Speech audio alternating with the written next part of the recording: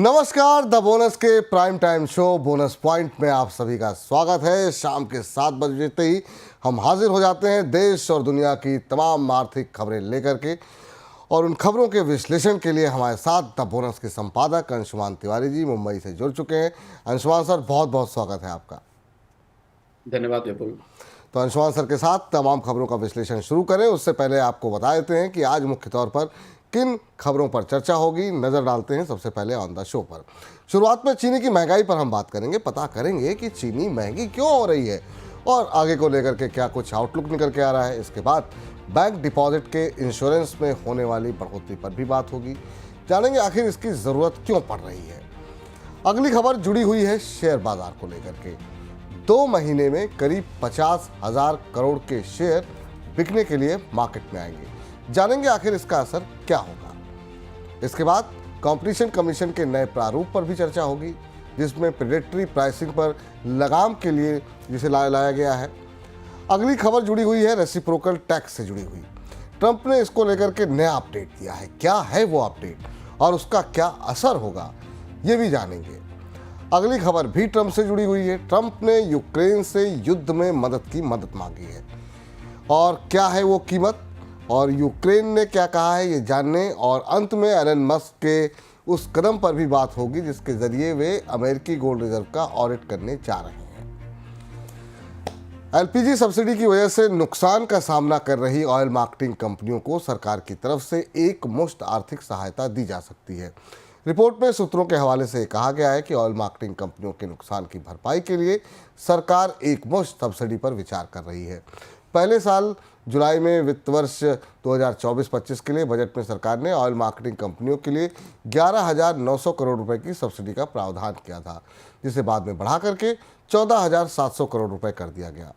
इस साल फरवरी में वित्त वर्ष 2025-26 के लिए पेश हुए बजट में ऑयल मार्केटिंग कंपनियों के लिए 12,100 करोड़ रुपए की सब्सिडी का प्रावधान किया गया है। सर, कितने करोड़ की सब्सिडी दी जा सकती है और इस सब्सिडी की आखिर में ज़रूरत पड़ क्यों रही है, और बजट में आखिरकार इसका एलोकेशन क्यों नहीं किया गया?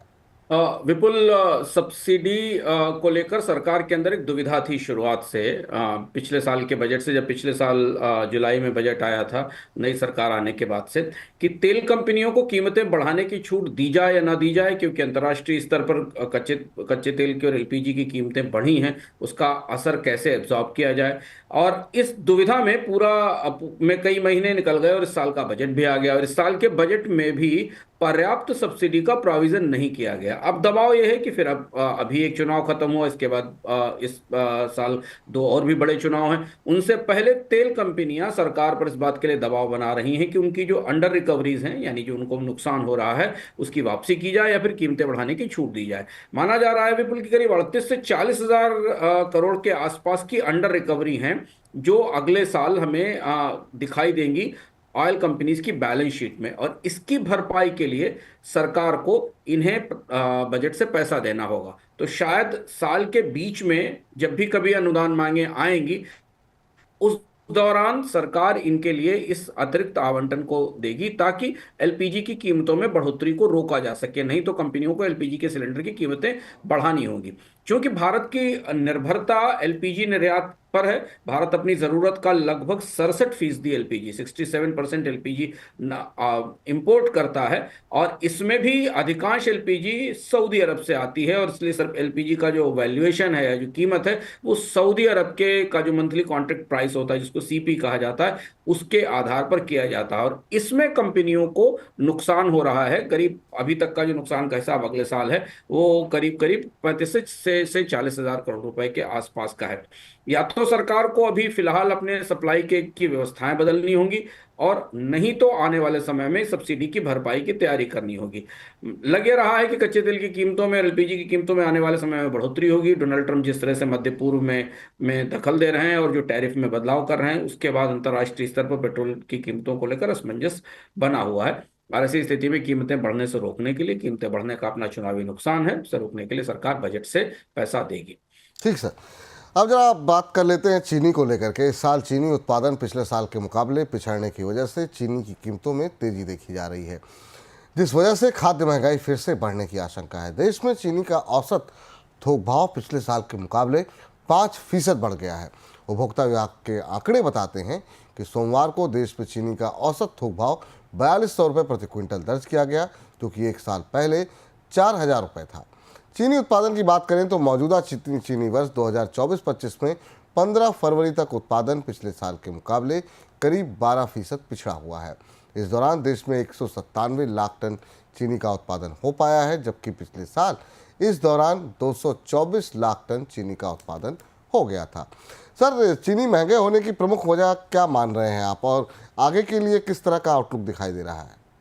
बिल्कुल, चीनी फिर खाद्य महंगाई के लिए दबाव का बिंदु बनने जा रही है। जैसा आपने बताया कि पिछले साल की तुलना में उत्पादन में 12% की कमी दिखाई दे रही है। इसलिए महाराष्ट्र के बाजारों में भी और उत्तर भारत के बाजारों में भी, खासतौर से महाराष्ट्र में चीनी की कीमतों में करीब करीब 6 से 12% से ज़्यादा की बढ़ोतरी हो चुकी है। और इसकी वजह यह है कि पिछले साल गन्ने की फसल पर्याप्त नहीं रही थी और गर्मी का असर था, जिस असर के कारण पर्याप्त गन्ने का उत्पादन नहीं हुआ था। और इस साल भी हम वो चिंता बढ़ती देख रहे हैं। हालांकि रबी की फसल को लेकर अभी उतनी आशंका नहीं जाहिर की जा रही, लेकिन इस साल भी गर्मी का असर फसल पर दिख रहा है, रबी की फसल पर। गन्ने को लेकर पिछले साल गन्ने की आवक कम थी, मिलें पूरे समय तक क्रशिंग नहीं कर पाई थी। जो आंकड़े हैं उस हिसाब से करीब करीब 60 से 70 मिलों को अपना उत्पादन या अपनी क्रशिंग का या अपनी पेराई को समय से पहले बंद करना पड़ा था, क्योंकि उनके पास आमतौर पर जितना गन्ना आना था उसे नहीं मिलता था। शुगर सीजन में अक्टूबर से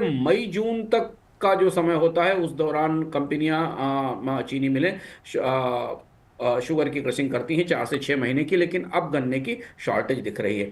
यहाँ एक और महत्वपूर्ण बात समझना जरूरी भविष्य के आउटलुक के हिसाब से, कि इस साल फिर गर्मी का असर है, दिख रहा है हमें, गर्मी जल्दी सेट इन हो रही है। और अब चीनी की कीमतों में कमी की कोई उम्मीद आने वाले समय में इसलिए नहीं दिखती कि अगला शुगर सीजन अक्टूबर में आएगा। तब तक चीनी का स्टॉक जो कंपनियों के पास है वो, और जो मौजूदा आपूर्ति और मांग की स्थिति है, वो चीनी की कीमतों पर दबाव बनाए रहेगी। और इसलिए हमें आने वाले समय में खाद्य महंगाई पर बढ़ती चीनी की कीमतों का असर दिखेगा।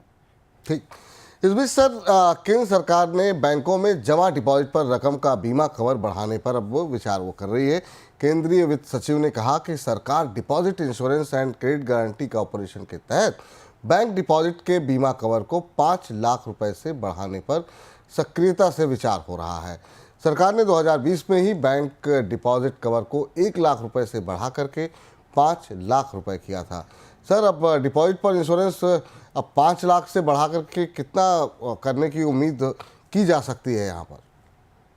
बिल्कुल, अभी सरकार की तरफ से संकेत नहीं दिया गया, लेकिन माना जा रहा है, जैसा सूत्र बता रहे हैं, कि 7 लाख रुपए तक की सीमा की जा सकती है 5 लाख से बढ़ाकर। आपको याद होगा 1993 में 1 लाख रुपए की सीमा तय की गई थी डिपॉजिट इंश्योरेंस। डिपॉजिट इंश्योरेंस का मतलब होता है कि जिस सीमा तक का डिपॉजिट इंश्योरेंस मिलता है, उतने तक का डिपॉजिट अगर किसी बैंक के डूबने से खत्म हो जाता है, तो जो डिपॉजिटर से या जो बचत करता है उसे पैसा इस इंश्योरेंस के बदले दिया जाता है। तो ये 1 लाख रुपए था, इसे बढ़ाकर 5 लाख किया गया था 2020 में, जबकि हमने महाराष्ट्र में हमें Punjab and Maharashtra cooperative bank के फेलियर का मामला देखा था। और उसके बाद महाराष्ट्र में इस बात की मांग भी उठी थी कि बैंकों में रखे हुए पैसे के पर सरकार को डिपॉजिट ज्यादा देना चाहिए। अब फिर ऐसी चर्चा है कि इसे फिर बढ़ाने की कोशिश की जा रही, तैयारी की जा रही, जो शायद 7 लाख रुपए के आसपास हो सकती है। बैंकों में डिपॉजिट्स के आकार इससे खासे बड़े होते हैं, लेकिन औसतन सरकार इतनी ही राशि का बीमा उपलब्ध कराती है। तो ये प्रस्ताव विचार के लिए सरकार के वित्त मंत्रालय की तरफ से भेजा गया है। आने वाले दिनों में हमें स्पष्ट होगा कि आखिर अब बैंकों में रखे हुए डिपॉजिट पर सरकार कितना बीमा देगी, यानी बैंक डूबने पर कितना पैसा अधिकतम मिल पाएगा। जी। इस बीच महाराष्ट्र के अंदर 122 करोड़ रुपए के न्यू इंडिया कोऑपरेटिव बैंक घोटाले में पता चला है कि घोटाले का मुख्य आरोपी और पूर्व जनरल मैनेजर डिपॉजिटर्स के पैसों का इस्तेमाल ट्रेडर्स को अनसिक्योर्ड लोन देने के लिए कर रहा था।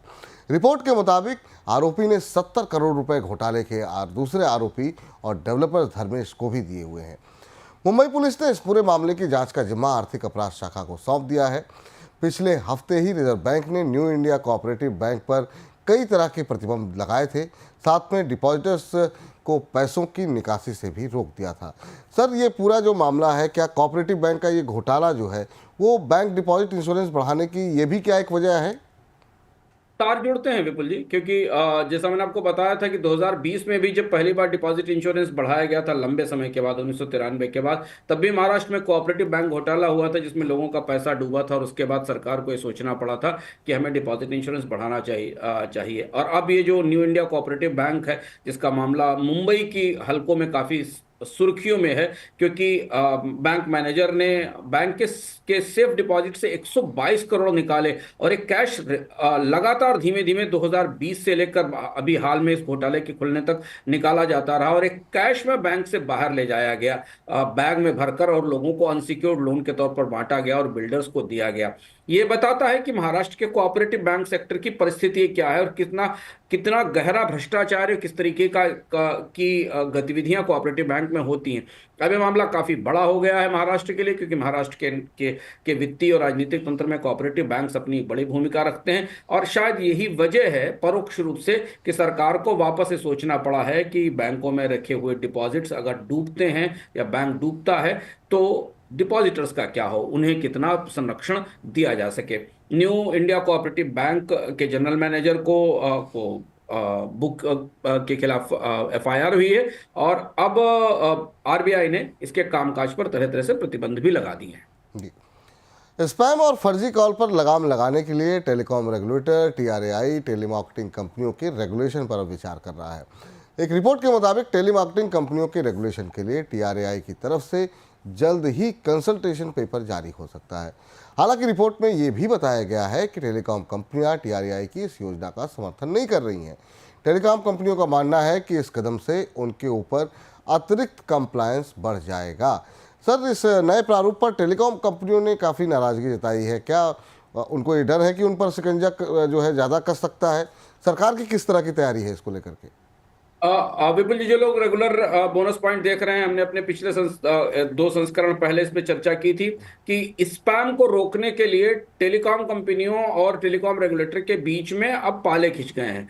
टेलीकॉम रेगुलेटर ने अपने नए प्रस्ताव में यह कहा है कि टेलीकॉम कंपनियों पर जुर्माने लगाए जाएंगे अगर वो स्पैम नहीं रोक पा रही। टेलीकॉम कंपनियों ने उसके जवाब में कहा था मीटिंग में कि स्पैम रोकने की जिम्मेदारी उनकी अकेली नहीं है, क्योंकि टेली मार्केटियर इस सुविधा का दुरुपयोग कर रहे हैं और प्राइवेट नंबर्स का इस्तेमाल करके लोगों को कॉल कर रहे हैं। और यह मामला चर्चा में भी था। इसमें रिलायंस जियो, भारतीय एयरटेल और वोडाफोन आइडिया ने टेलीकॉम रेगुलेटरी अथॉरिटी से ये कहा था कि ये एक तरफा कार्यवाही टेलीकॉम कंपनियों पर नहीं होनी चाहिए। अब ऐसा संकेत मिल रहा है कि टेलीकॉम कंपनी टेली मार्केटियर्स को भी इस कानून के दायरे में लाने की या इस तरीके की व्यवस्था के दायरे में लाने की कोशिश कर रही है, और उसके लिए उन्होंने एक प्रस्तावना और चर्चा पत्र जारी किया है। इससे ठीक पहले टेलीकॉम का रेगुलेटरी अथॉरिटी ने एक आदेश जारी किया है जिसमें टेली मार्केटियर्स अब जो सामान्य 10 डिजिट वाले मोबाइल नंबर हैं उनका इस्तेमाल नहीं कर सकेंगे। उनके लिए उन्हें 140 से अलग प्रीफिक्स कोड का इस्तेमाल करना होगा। यह आधिकारिक रूप से इस पर प्रतिबंध लगा दिया गया। हालांकि इसका कोई असर नहीं दिखता है। हमारे और आपके पास प्राइवेट नंबर से सेल्स के मार्केटिंग के कॉल लगातार आ रहे हैं। लेकिन यहां से अब यह मामला थोड़ा पेचीदगी की तरफ बढ़ रहा है। टेली मार्केटियर्स को कंट्रोल करने का प्रावधान या अधिकार टेलीकॉम रेगुलेटरी अथॉरिटी के पास नहीं है। उसे कुछ अन्य मंत्रालयों से और अन्य कानूनों के तहत इन टेली मार्केटिंग कंपनियों को या टेली मार्केटियर्स को या जो कॉल करने वाले बैंक्स हैं उन्हें रोकना होगा। तो ये चर्चा पत्र टेलीकॉम कंपनियों की नाराजगी को थोड़ा कम करेगा, जो ये कह रहे थी कि इस मामले में सजा उनको भी दी जानी चाहिए जो कॉल कर रहे हैं। हम तो नेटवर्क प्रोवाइडर हैं, हमारे नेटवर्क के जरिए कॉल जा रही है, लेकिन इस बीच में उपभोक्ता को भी इससे तत्काल कोई बड़ी राहत मिलती नहीं दिखाई दे रही है। जो पेस्की कॉल्स और जो मैसेजेस हमारे पास आ रहे हैं वो लगातार निरंतर बने हुए हैं। ठीक सर, इस बीच शेयर बाजार में अगले 2 महीने के दौरान करीब 50,000 करोड़ रुपए के शेयर बिकने के लिए तैयार हैं।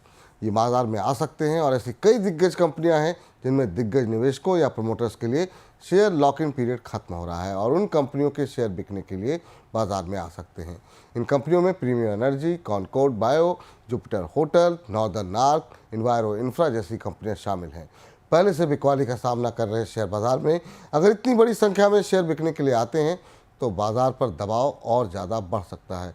सर, पहले भी ये प्रक्रिया रही क्योंकि इतने सारे आईपीओज आए थे, सबका लॉक इन पीरियड ख़त्म हो रहा है और ये शेयर पहले भी जो है हम देखते थे कि आराम से प्रक्रिया समाप्त हो जाती थी।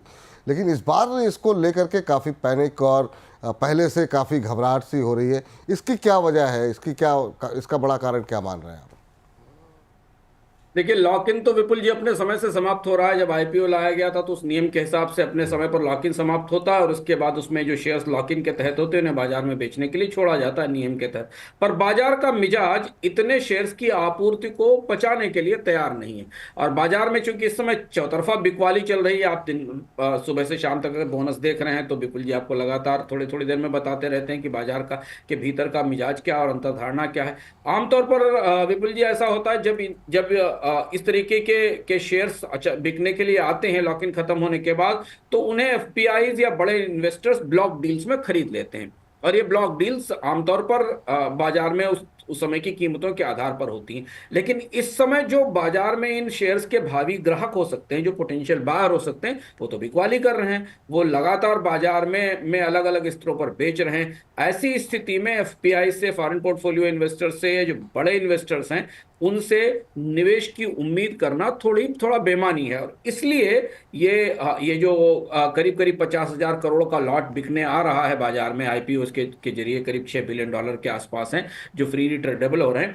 इन्हें ग्राहक मिलेंगे कि नहीं, इस पर सबकी निगाहें रहेंगी। और अगर इन्हें ग्राहक नहीं मिलेंगे तो इन कंपनियों के जो लिस्टेड शेयर्स हैं उनकी कीमतों में हमें गिरावट भी देखने को मिलेगी। तो इसलिए ये एक पिक्यूलियर सा मौका है, एक असामान्य सा मौका है जब बाजार गिर रहा है और स्टॉक्स का फ्लो बाजार में बढ़ने वाला है। तो इस पर हमारी नजर रहेगी। हम यार बाजार में आपको इन कंपनियों के में अगर कोई ब्लॉक डील्स आती है तो उसकी सूचना देते रहेंगे। बिल्कुल, आने वाले समय में इसके बारे में डिटेल में जानकारी आपको यार बाज़ार के अंदर मिलती रहेगी, 1.25 लाख में मिलती रहेगी। लेकिन वाकई में काफ़ी ऐसी स्थिति है, क्योंकि ऑलरेडी इतना ज़्यादा करेक्शन हो चुका है बाज़ार में, छोटे मझोले शेयरों की काफ़ी पिटाई हो गई है। अब देखते हैं आगे किस तरीके से और कितना दबाव देखने को मिलता है जब ये शेयर बाज़ार में आएंगे। लेकिन इस बीच देश में प्रेडेटरी प्राइसिंग पर लगाम लगाने के मकसद से कंपटीशन कमीशन यानी कि सीसीआई ने एक नया ड्राफ्ट जारी किया है, जिसमें कंपनियों को प्रोडक्ट के उत्पादन की लागत की जानकारी देने का प्रावधान है। ड्राफ्ट के मुताबिक अगर कोई कंपनी अपने प्रोडक्ट या सेवा को उत्पादन लागत से कम में दे रही होगी तो उसे प्रेडेटरी प्राइसिंग माना जाएगा। सर, पहले तो ये बताइए कि प्रेडेटरी प्राइसिंग आखिर में होती क्या है, और सीसीआई का दस्तावेज जो है वो किस तरीके का बदलाव इसमें करना चाह रहा है। प्रेडेटरी प्राइसिंग का भारत में हमने पिछले दिनों में कई सारे सारे प्रसंग इसके देखे। प्रेडेटरी प्राइसिंग का मतलब है कि कोई कंपनी बाजार हासिल करने के लिए अपने उत्पाद को लागत से कम कीमत पर बेचती है, और इससे जो प्रतिस्पर्धी उत्पाद या सेवाएं हैं उन पर असर पड़ता है, और इसे प्रेडेटरी प्राइसिंग कहा जाता है। आमतौर पर यह बाजार की अनफेयर या अनुचित ट्रेड प्रैक्टिस है। जो भारत का जो कंपटीशन रेगुलेटर है, कंपटीशन कमीशन, वो समय समय पर इस प्राइसिंग के नियम तय करता रहता है। और अब जो नया दस्तावेज आया उसमें जो महत्वपूर्ण बात यह है कि जो कॉस्ट बेंचमार्क है उसे डिफाइन किया जाएगा नए सिरे से। अलग अलग उत्पादों के लिए, अलग अलग सेवाओं के लिए कॉस्ट क्या है, और किस कॉस्ट से नीचे जाने पर इसे प्रेडेटरी प्राइसिंग मान लिया जाएगा, या बाजार को खराब करने या प्रतिस्पर्धा को नुकसान पहुंचाने वाला स्तर मान लिया जाएगा। इसके नए नियम तय किए जाएंगे। लंबे समय बाद भारत में प्रेडेटरी प्राइसिंग के मामले पर नए सिरे से कॉस्ट बेंचमार्क तय करने की तैयारी की जा रही है। ये उपभोक्ताओं के लिए जानना जरूरी है, क्योंकि आमतौर पर भारतीय बाजार में हमने ऐसे कई सारे प्रकरण पहले देखे हैं। जी सर, लेकिन इस तरह के मामले तो पहले भी सामने आए हैं प्रेडेटरी प्राइसिंग को लेकर के। अब तक उस मामलों में क्या हुआ है? रुकी नहीं प्रेडेटरी प्राइसिंग विपुल जी। अगर आप पुराने नतीजे देखें तो 2016-2017 के दौरान जब रिलायंस जियो टेलीकॉम मार्केट में एंटर हुई थी और उसने 200 दिनों तक फ्री वॉइस और डेटा सर्विसेज दी थी, उस समय के टेलीकॉम ऑपरेटर्स ने ये शिकायत की थी सीसीआई में जाकर कि ये स्पष्ट रूप से प्रेडेटरी प्राइसिंग का मामला है। लेकिन सीसीआई ने जून 2017 में कहा कि प्रेडेटरी प्राइसिंग नहीं है, और ये कंपटीशन को प्रभावित करने की कोशिश नहीं है, क्योंकि जियो बाजार में उस समय सबसे बड़ा प्लेयर नहीं था। इसे नकार दिया था सीसीआई ने, और ये प्रेडेटरी प्राइसिंग का मामला नहीं बना था। ठीक इसी तरह अगर 2015 से 17 के बीच में आप देखें तो हमने ओला और उबर की सस्ती टैक्सी सर्विसेज को देखा था। दोनों ने टैक्सी के में डीप डिस्काउंट्स दिए थे, ड्राइवर्स को अलग अलग तरीके की इंसेंटिव्स दिए थे। ये प्री कोविड एरा का दौर था, और जो पुरानी टैक्सी कंपनियां थी उन्होंने इसके खिलाफ सीसीआई में अपील की थी, शिकायत की थी कि प्रेडेटरी प्राइसिंग का मामला बनता है। सीसीआई ने उसे भी नकार दिया था। तो ये मामले हमारे सामने प्रेडेटरी प्राइसिंग को लेकर इससे पहले आते रहे हैं। इससे पहले एक मामला ई कॉमर्स को लेकर भी आया था हाल में, जब अमेजन, फ्लिपकार्ट और इस तरीके की जो कंपनियां हैं जो ई कॉमर्स सर्विस देती हैं, उन्होंने भी डीप डिस्काउंट देने शुरू किए थे। उनकी जांच हुई थी, हमें याद है, डेटा पॉइंट पे हम आपको बता रहे हैं। लेकिन सीसीआई ने केवल शॉपी को प्रेडेटरी प्राइसिंग का दोषी पाया था, उस पर जुर्माना नहीं लगाया गया था। तो प्रेडेटरी प्राइसिंग भारतीय बाजार का एक हिस्सा रहा है, लेकिन सीसीआई की तरफ से इस मामले में कार्रवाइयां नहीं दिखी हैं, एक्शंस नहीं दिखे हैं, और इसलिए प्रेडेटरी प्राइसिंग नहीं रुकी है। अब ये जो नया फार्मूला या नया फॉर्मेट आ रहा है प्रेडेटरी प्राइसिंग को रोकने का, इसके बाद क्या सीसीआई कंपनियों के खिलाफ कार्रवाई करेगी कि नहीं, ये देखना होगा। आमतौर पर जो बड़ी कंपनियां बाजार में आती हैं और किसी बड़े बाजार में पहले से प्रतिस्पर्धी मौजूद है और उस बाजार में वो कब्जा करने के लिए बड़ा हिस्सा लेने की कोशिश करती हैं, वो आमतौर पर इस डीप डिस्काउंट की पॉलिसी का या गहरा भारी डिस्काउंट देने की पॉलिसी का इस्तेमाल जरूर करती हैं। जी। इस बीच अमेरिकी राष्ट्रपति डोनाल्ड ट्रंप ने रेसिप्रोकल टैरिफ पॉलिसी की शर्तों का खुलासा किया है। सोशल मीडिया प्लेटफॉर्म एक्स पर रेसिप्रोकल टैक्स पर जानकारी देते हुए ट्रंप ने बताया कि अमेरिकी प्रोडक्ट्स पर दुनिया का जो देश जिस तरह का टैक्स लगाए हुए है, उसी तरह का टैक्स अमेरिका भी लगाएगा। ट्रंप ने कहा किसी देश में अमेरिकी प्रोडक्ट्स पर अगर वैट या कोई दूसरा नॉन मॉनेटरी बैरियर लागू होगा, उसी तरह का ट्रेड बैरियर अमेरिका भी लगाएगा। ट्रंप की इस घोषणा से ऐसा लग रहा है कि वे अलग अलग देशों की आंतरिक टैक्स व्यवस्था को भी प्रभावित करेंगे। सर, अब ट्रंप वैट को टारगेट कर रहे हैं, आखिर में इस पूरे मसले को समझा कैसे जाए और क्या अब इसका असर किस तरीके से दुनिया के देशों पर पड़ने वाला है? कौन कौन से देश सबसे ज़्यादा प्रभावित होते हुए दिखाई दे रहे हैं?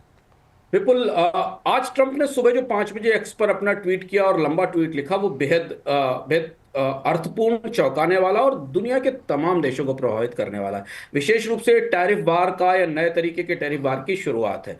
डोनाल्ड ट्रंप रेसिप्रोकल टैरिफ की बात कर रहे थे। उन्होंने संकेत भी दिया था, भारत के प्रधानमंत्री की यात्रा के दौरान भी रेसिप्रोकल टैरिफ की बात कही थी। अप्रैल से वो टैरिफ आने भी हैं। रेसिप्रोकल टैरिफ के बारे में हम बोनस पॉइंट में चर्चा करते रहे। उसका मतलब यह है कि जो देश जिस उत्पाद पर अमेरिका के प्रोडक्ट पर जितना टैक्स अपने यहाँ लगाता है, वैसा ही टैक्स अमेरिका उन चीजों के वहां पहुंचने पर लगाएगा। और ये बात आज डोनाल्ड ट्रंप ने और विस्तार से अपने एक ट्वीट में कही। लेकिन उसके साथ उन्होंने एक बेहद महत्वपूर्ण बात कही, जो चौंकाने वाली और जिसका असर आने वाले समय में दुनिया के कई देशों की अर्थव्यवस्थाओं को और बाजारों को देखने को मिलेगा। डोनाल्ड ट्रंप एक नई चीज इसमें ले आए। उन्होंने ये कहा कि दुनिया के देश जो अपने यहाँ कंजम्पशन पर टैक्स लगाते हैं, जिसे यूरोप में हम वैट कहते हैं, और उस वैट का एक बदला हुआ संस्करण भारत में जीएसटी है, इसे भी टारगेट किया जाएगा। और उन्होंने कहा कि ये टैरिफ जितना ही खराब है, या टैरिफ जितना ही अमेरिका के हितों को प्रभावित करने वाला है। तो उनका इशारा यह था कि अगर दुनिया के कोई देश रेसिप्रोकल टैरिफ की मार से बचने के लिए अपने यहाँ इंपोर्ट ड्यूटी अमेरिका के बराबर करते हैं या अपने इंपोर्ट ड्यूटी घटा देते हैं, जैसे मान लीजिए अगर अमेरिका से भारत में बाइक्स 50% ड्यूटी पर इंपोर्ट हो रही हैं और वही बाइक अमेरिका में 10% ड्यूटी पर इंपोर्ट हो रही है और भारत 50% को घटाकर 10% कर देता है, तो भी ट्रंप मानेंगे नहीं। ट्रंप ने यह कहा कि इसके साथ वो वैट को भी इसमें शामिल करेंगे, और उन्होंने अपने ट्रेड डिपार्टमेंट से ये दुनिया के देशों के वैट का अध्ययन करने के लिए कहा। अब यहां से ट्रंप की टैरिफ पॉलिसी किसी भी देश की भीतरी टैक्स व्यवस्था में दखल कर रही है। ट्रंप का कहना यह है कि यह भी एक तरीके का टैरिफ है। इसका मतलब ऐसे समझें कि जैसे मान लीजिए रेसिप्रोकल टैरिफ की व्यवस्था से बचने के लिए आपने अपने इंपोर्ट ड्यूटी तो कम कर दी, लेकिन उस सामान को बाहर अपने बाजार में बेचने के लिए उस पर वैट लगा दिया, और उस वैट पर अब ट्रंप की निगाहें हैं। और यहां से दुनिया के जो प्रमुख देश हैं उनके साथ ट्रंप का सीधा टकराव शुरू हो सकता है। हम आपको डेटा पॉइंट में दिखा रहे हैं कि यूरोप इस मामले में सबसे ज्यादा प्रभावित होगा, क्योंकि यूरोप में जो एवरेज वैट की रेट है वो करीब करीब 21% के आसपास है। हंगरी में 27% का वैट है, स्वीडन क्रोएशिया में करीब 25% का वैट है, रूस में 20% का वैट है। भारत में तो मल्टीपल रेट्स हैं, हमने जीएसटी में देखा है जो कि 18 से 28% तक जाते हैं। सिंगापुर में भी 9% का वैट है, चीन में भी मल्टीपल रेट हैं भारत की तरह। तो क्या ट्रंप अब हाई वैट इंपैक्ट कंट्रीज पर रेसिप्रोकल टैरिफ के अलावा और भी टैरिफ लगाएंगे? यानी वो इंपोर्ट जो ड्यूटी है उसको तो बराबर करेंगे ही, और उसी सामान को अगर बाजार में बेचने पर जो घरेलू टैक्स लगाते हैं उतने भी टैक्स लगाए जाएंगे। और अगर ऐसा होता है तो फिर इन देशों का सामान अमेरिका के बाजार में पहुंचना लगभग असंभव हो जाएगा, क्योंकि इतना टैक्सेशन अमेरिका में उनके पहुंचने के लिए आ जाएगा। और इसलिए जो आज का उनका बयान था, ये रेसिप्रोकल टैक्स से कई कदम आगे जाने वाला बयान था। और इसका सीधा असर प्रत्यक्ष या परोक्ष रूप से भारत के जीएसटी पर भी पड़ेगा, क्योंकि उन्होंने स्पेसिफिकली उन देशों का जिनके वैट सिस्टम्स का है, उनको उनके अध्ययन के लिए और उनके उनके टैक्स रेट को समझने के लिए अपने ट्रेड डिपार्टमेंट को और यूएसटीआर को संकेत दिए हैं। ऐसा दुनिया में पहली बार हो रहा है जी। जब अमेरिका या दुनिया का कोई बड़ा देश रेसिप्रोकल टैरिफ के साथ किसी देश की भीतरी टैक्स व्यवस्था को भी निशाना बना रहा है, और उसे भी यह माना जा रहा है कि वो टैरिफ या नॉन टैरिफ बैरियर्स का हिस्सा है। ठीक। सर, लेकिन जो तमाम कदम उठाए जा रहे हैं ट्रंप की तरफ से, इसके के बाद क्या डब्ल्यूटीओ का कोई महत्व बचता है? दिलचस्प बात है देखने के लिए कि डब्ल्यूटीओ को ट्रंप मानने को तैयार नहीं है। मतलब उन्होंने इस पूरी व्यवस्था को, अगर आप इसे पूरी व्यवस्था को देखें जो ट्रंप ने जिस तरह से इसे लागू किया है, ये डब्ल्यूटीओ कंप्लायंट नहीं है, क्योंकि डब्ल्यूटीओ की व्यवस्थाओं में ये नियम है कि कोई भी देश बाउंड टैरिफ रेट से ज्यादा टैरिफ नहीं बढ़ा सकता। बाउंड टैरिफ रेट गैट की एक व्यवस्था है, जिस व्यवस्था के तहत हर देश को अधिकतम टैरिफ रेट तय करने की छूट होती है, और अमेरिका ने उस टैरिफ व्यवस्था में का हिस्सा है। अमेरिका भी डब्ल्यूटीओ का सिग्नेटरी है, डब्ल्यूटीओ के मामले डब्ल्यूटीओ के नियमों को मानता है। लेकिन ट्रंप ने अपने पिछले कार्यकाल में ही डब्ल्यूटीओ को किनारे खिसका दिया था, जब उन्होंने स्टील और एल्युमिनियम पर एडिशनल टैरिफ लगाया था और ये कहा था कि नेशनल सिक्योरिटी की जरूरत है। डब्ल्यूटीओ ने इस तरह के कई मामलों में विपुल जी दुनिया के देशों के खिलाफ कार्रवाई की है और उनके टैरिफ को रोका है, बट अमेरिका के साथ ऐसा नहीं हुआ है। अब अमेरिका जिस स्थिति में है और जिस तरह से ट्रंप जिन टैरिफ की नई व्यवस्था को लेकर आ रहे हैं, उसके साथ खासतौर पर वैट तक जा रहे हैं, ऐसी स्थिति में डब्ल्यूटीओ की कोई भूमिका रह नहीं जाती, क्योंकि ट्रंप ने डब्ल्यूटीओ के नियमों को एक तरह से नकार दिया है। भारत जैसे देश डब्ल्यूटीओ में जा सकते हैं, अपील कर सकते हैं, दुनिया के देश अपील कर सकते हैं, पर ट्रंप तो उस डब्ल्यूटीओ की पूरी जो समान व्यवस्था थी जिसके वो खुद सिग्नेटरी थे, उससे बिल्कुल अलग हट चुके हैं। और यहीं से एक महत्वपूर्ण बात हमें समझना जरूरी है विपुल, कि क्या ट्रंप के इस टैरिफ वार के आगे, जो कि अब काफी बड़ा होने वाला है, दुनिया के देश एकजुट होकर डब्ल्यूटीओ में कुछ नया करेंगे और ट्रंप को रोकने की कोशिश करेंगे, या दुनिया के देश अपने स्तर पर भी ही इसे निपटाने की कोशिश करेंगे? यहां मैं एक और बात बताता चलूं जो कि जी। भारत की दृष्टि से खासी महत्वपूर्ण है विपुल जी जानने के लिए, कि जब भारत रेसिप्रोकल टैरिफ की व्यवस्था को स्वीकार कर लेगा, जो करते हुए दिख रहा है, तो ऐसी स्थिति में यह नहीं होगा कि केवल टैरिफ भारत के लिए ही घटाए जाएं, फिर वो बाकी देशों के लिए भी घटाने पड़ेंगे। यानी अगर भारत ने अमेरिका के रेसिप्रोकल टैरिफ के जवाब में, अमेरिका की तरफ से लगाए गए टैरिफ के जवाब में सीमा शुल्क में कमी की किसी उत्पाद पर, चाहे वो मोबाइल फोन हो या कार हो या कपड़े हो, तो ऐसा नहीं होगा कि केवल वो अमेरिकी उत्पादों तक ही सीमित रहेगी। फिर दुनिया के अन्य बायर और अन्य सेलर भी जो भारतीय बाजार में बेचेंगे, तो उन्हें भी वही सस्ते सीमा शुल्क का लाभ मिलेगा। और इसलिए दुनिया के देश ट्रंप के इस टैरिफ हमले के आगे, या कहें इस टैरिफ वार के सामने, अपने आप को बेहद फंसा हुआ और बेहद उलझा हुआ महसूस कर रहे हैं। फिलहाल डब्ल्यूटीओ उनकी मदद करने की स्थिति में नहीं दिखता, क्योंकि ट्रंप डब्ल्यूटीओ के नियमों को मानने को तैयार नहीं है। सर, इस बीच रूस के खिलाफ युद्ध में यूक्रेन की मदद के बदले अमेरिका ने यूक्रेन से बड़ी कीमत मांगी है। एक रिपोर्ट के मुताबिक अमेरिका ने यूक्रेन से उसके रेयर अर्थ मिनरल्स में 50% हिस्सेदारी और पोर्ट तथा इंफ्रास्ट्रक्चर रेवेन्यू में भी 50% हिस्सेदारी की मांग की है। साथ में यूक्रेन को यह भी कहा है कि रूस के साथ उसके शांति समझौते के बाद यूक्रेन की रेयर अर्थ मिनरल साइट की रक्षा अमेरिकी गार्ड करेंगे। रिपोर्ट में कहा गया है कि फिलहाल जो स्थिति सामने आई उसमें यूक्रेन ने अमेरिका के इस ऑफर को ठुकरा दिया है। सर, ये क्या हो क्या रहा है? ट्रंप मतलब ये ऐसा क्यों करने जा रहे हैं? सऊदी अरब में इस समय मीटिंग चल रही है रूस और यूक्रेन युद्ध पर, अमेरिका और यूक्रेन के प्रतिनिधियों के बीच। और ट्रंप का यह प्रस्ताव दुनिया के लिए बड़ा चौंकाने वाला, और ट्रंप के इरादों को लेकर दुनिया को में अब कई तरीके की चर्चा शुरू हो रही है। ट्रंप ने एक अनोखा प्रस्ताव रखा है कि यूक्रेन में युद्ध बंद करने के लिए और रूस को युद्ध से बंद करने के लिए राजी करने के बदले वे कीमत वसूलेंगे।